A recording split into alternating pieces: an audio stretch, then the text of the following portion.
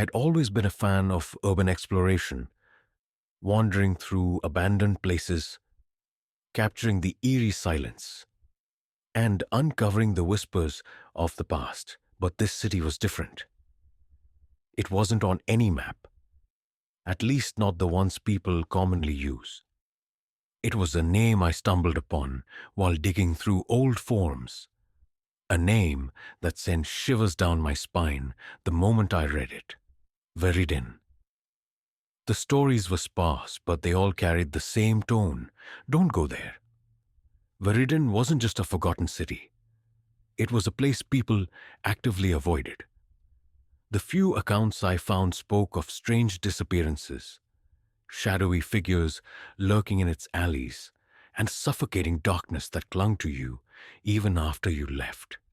Naturally, I was intrigued, or maybe foolish. It was nearly dusk when I found myself standing at the edge of what was once the city's main road.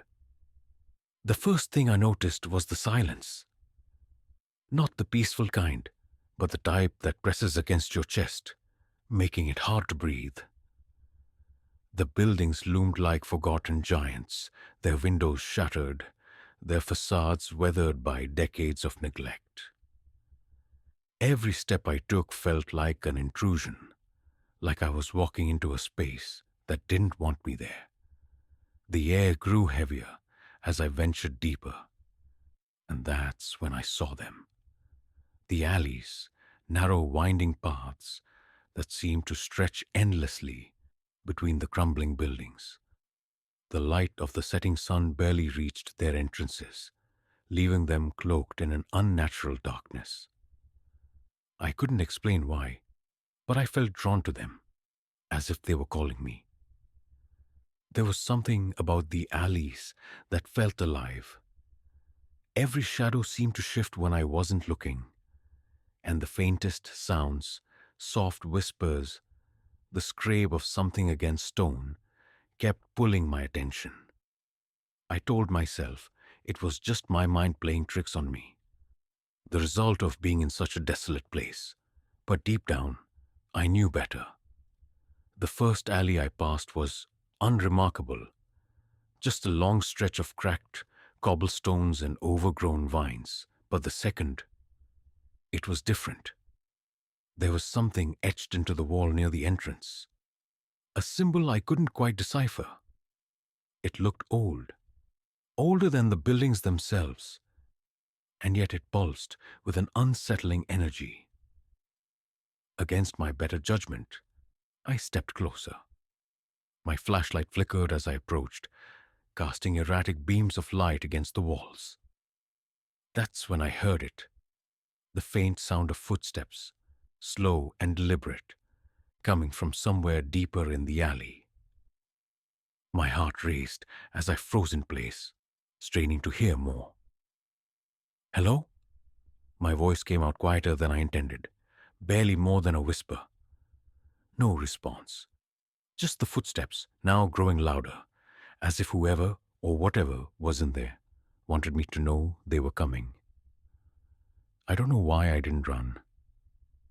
Maybe it was curiosity, or maybe it was the same invisible force that drew me here in the first place. But as the shadows in the alley shifted and the darkness seemed to ripple like water, I realized something I couldn't ignore. This wasn't just a forgotten city. It was a trap, and I had walked straight into it. I stood there, paralyzed, staring into the abyss of the alley. The footsteps had stopped, but the air felt heavier, denser, as if the shadows themselves were breathing. My flashlight, barely clinging to life, flickered again, casting jagged, uneven beams onto the cracked walls. The symbol etched near the entrance seemed to glow faintly now, though I was sure it hadn't before. Against all instinct, I stepped forward. My boots scraped against the cobblestones, each sound echoing unnaturally, as if the alley stretched far longer than it appeared. The silence was deafening, broken only by the occasional drip of water from somewhere unseen. I felt like I was walking into the throat of some ancient beast, its unseen jaws ready to snap shut at any moment. About 20 feet in, I spotted something lying in the middle of the path. It was a crumpled piece of paper, yellowed with age. Carefully, I picked it up, my fingers trembling slightly. The writing on it was barely legible, scrawled in a hurried, frantic hand. Do not follow the whispers. They are not what they seem.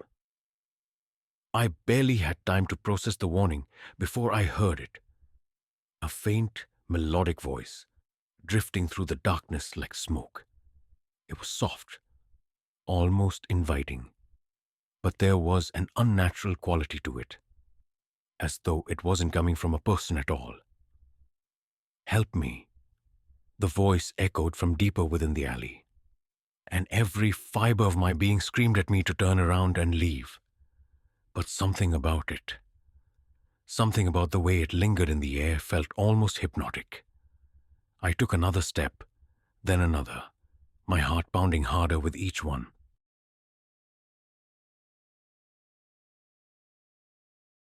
The deeper I went, the more the alley seemed to change. The walls, once solid and crumbling, now appeared warped, as if they were melting into the shadows.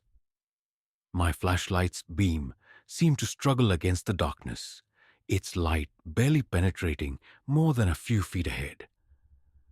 And then I saw her. At first, it was just a silhouette. A small figure, hunched over near the corner where the alley twisted out of sight.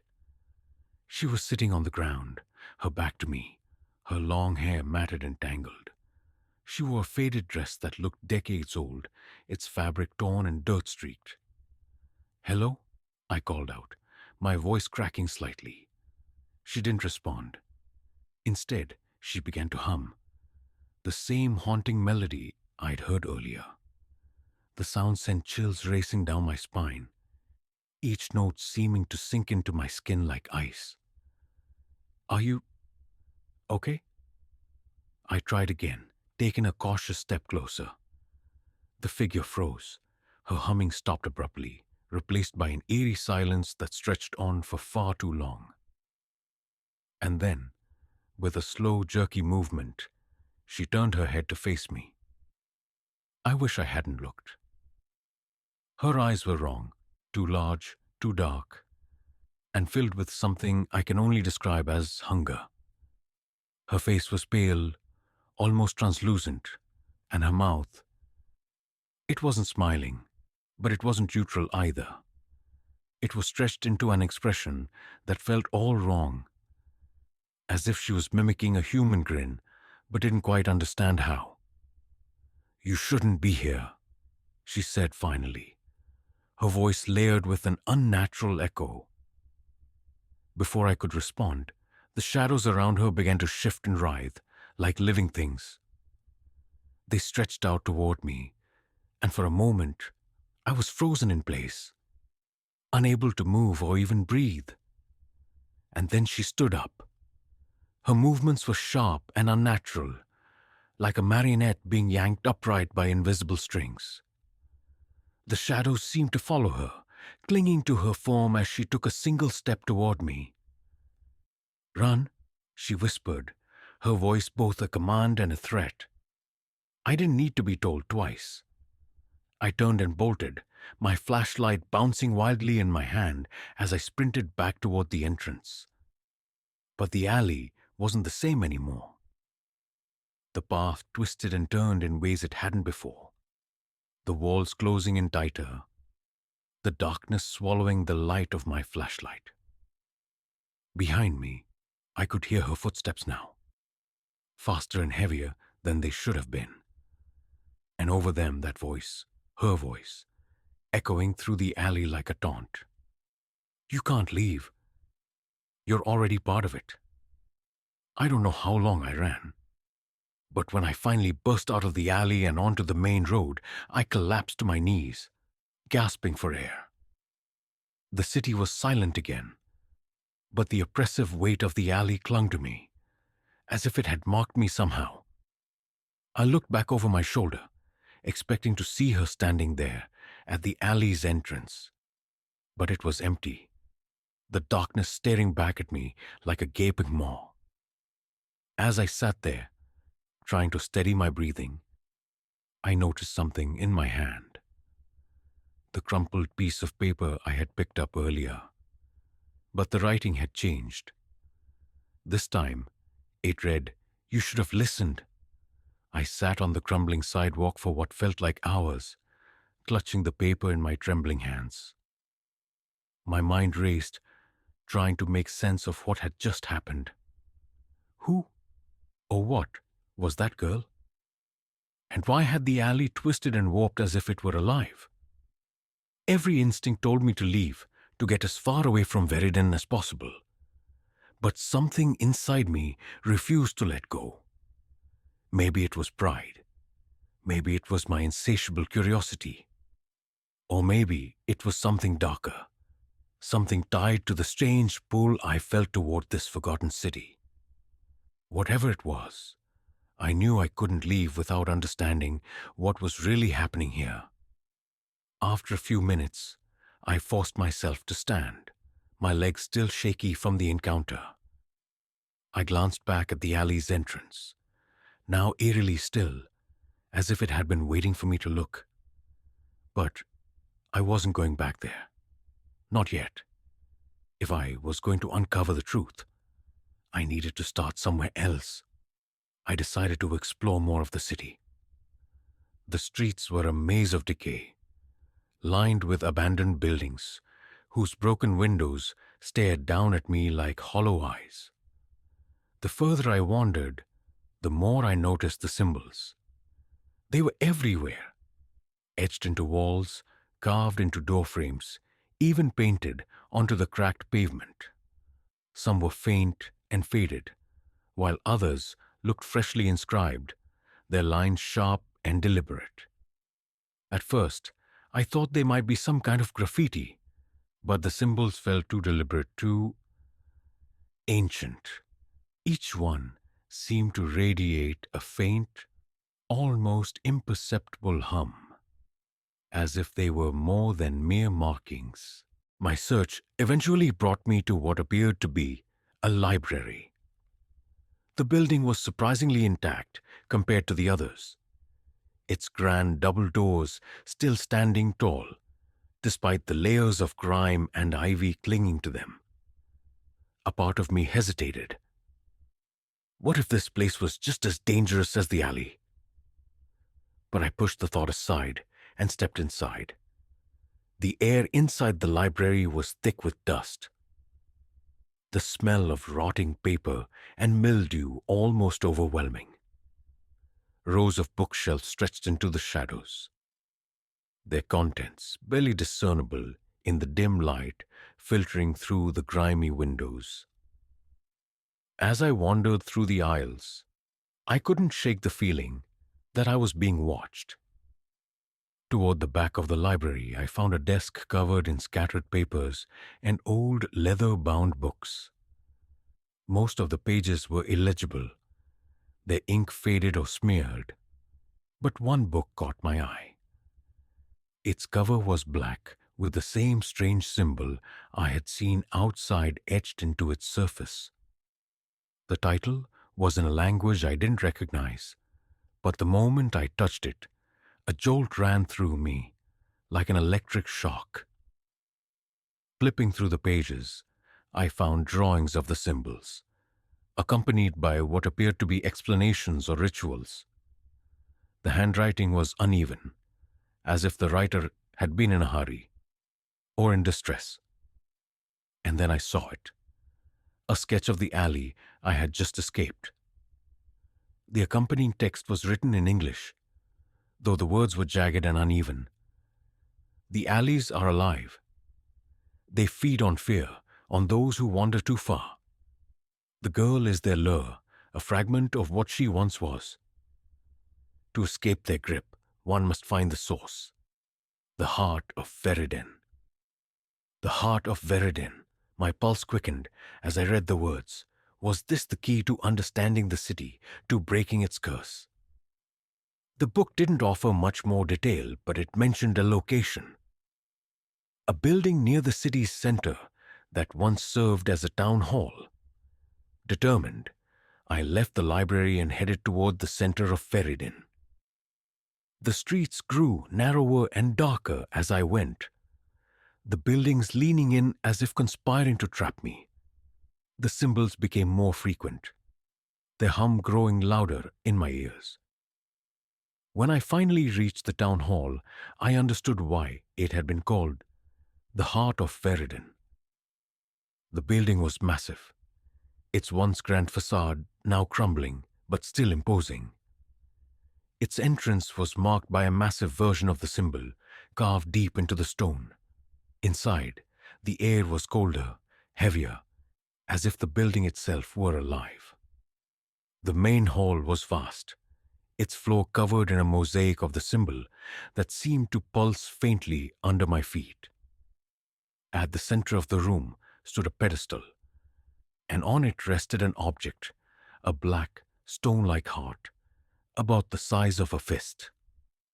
As I approached, the air grew thicker, making it hard to breathe. The shadows in the room shifted, coalescing into figures that loomed at the edges of my vision. I could feel their eyes on me, their presence pressing down on my chest. When I reached the pedestal, the heart seemed to throb faintly, as if it were alive. The moment I touched it, a voice echoed through the room, a deep, guttural sound that resonated in my bones. "You shouldn't be here." The shadows surged toward me, their forms twisting and writhing like living smoke. Clutching the heart, I stumbled back, the room spinning around me. The symbols on the floor flared to life, their light burning away the shadows as the voice roared in anger. And then everything went silent. When I opened my eyes, I was back outside, standing at the edge of the city. The heart was gone, but its weight lingered in my chest, along with the knowledge that I had disrupted something ancient, something that wasn't meant to be disturbed. As I looked back at Verdun, the city seemed quieter, its alleys less menacing, but I knew the darkness wasn't gone. It had simply shifted, waiting for its next victim. I walked away, vowing never to return. But even now, I can feel it watching me. The shadows of Feridun reaching out in the corners of my vision, whispering my name. It's been days since I left Feridun, but the city still haunts me, lingering at the edges of my mind like a distant, half-remembered nightmare. I thought I could escape the darkness, leave it behind, but that's not how it works. I should have known better. At night, when the silence presses in, I hear it. The faintest whisper, a voice I can't quite place, calling to me from the shadows. Sometimes it's a gentle murmur, almost comforting in its tone. Other times it's a sharp, angry hiss, as if the city itself is punishing me for escaping its grip. The worst part? I can feel it, feel the pull of Feridun growing stronger with each passing day. It's like the city has marked me, branded me with some ancient curse that can never be undone. I've tried to forget it. I've tried to ignore the chills that race down my spine whenever I'm alone, the way the shadows seem to shift when I'm not looking. But no matter where I go, no matter how far I run, the darkness follows. I tried to tell someone once, someone who might understand, someone who might help. I went to the police, hoping for some sort of explanation, some answer that would make sense of the madness I had witnessed. I showed them the map I had found in the library, the sketches of the symbols, the warning I had written down in that old book. But they didn't believe me. They thought I was delusional, suffering from some kind of trauma. They never understood. It's not just the memories of Veridin that won't leave me. It's the feeling that the city is still alive, still watching. I hear the whispers more often now, even in the light of day. When I walk down the street, I see the shadows stretch longer than they should, bending in unnatural ways. People on the street turn to look at me with strange, vacant eyes, as if they too know something I don't. I've stopped sleeping. Every time I close my eyes, I see her, the girl from the alley. She's always there, just on the edge of my vision, her eyes following me, waiting, sometimes. She smiles that eerie grin, and other times, she just stares at me in silence, her gaze heavy, with something darker. I can feel her watching me, even now, as I sit here writing this. But what can I do? I've tried everything. I've searched for any way to break the curse, any way to sever the bond between me and that cursed city. But it's like trying to escape from your own shadow. Every step I take away from Veridin only seems to bring me closer to it. And then there's the symbol. I keep seeing it wherever I go. It's in the cracks of the sidewalk, in the rust on old street signs, in the reflections of windows. Every time I see it, a cold shiver runs down my spine, and I wonder if I'll ever be truly free. I keep hearing her voice too. It's soft at first, almost imperceptible, like the wind rustling through the leaves. But then it grows louder, more urgent, until it fills my ears and my mind. Come back, she whispers, over and over. Come back, and finish what you started. I've tried to ignore it. I've tried to tell myself that it's all in my head, that I'm just imagining things. But I know the truth. The city is still out there waiting. And one day, it will call to me again. I'm not sure what will happen then. Maybe the city will claim me completely, drag me back into its depths, where I'll become just another lost soul, wandering its endless twisting alleys. Or maybe I'll end up like her, the girl I met in the alley, trapped between this world and the next, a part of Veridin's twisted history, forever bound to the darkness. The truth is, I don't think I have a choice anymore. So, if you ever find yourself walking down a dark, forgotten alley in a city that feels wrong, if the air feels too heavy, the shadows too thick, don't turn around. Don't look for the symbols carved into the walls or the strange whispers that beckon you forward. Run. Run before it's too late. Because once Veridin finds you, once it mocks you, there's no escape.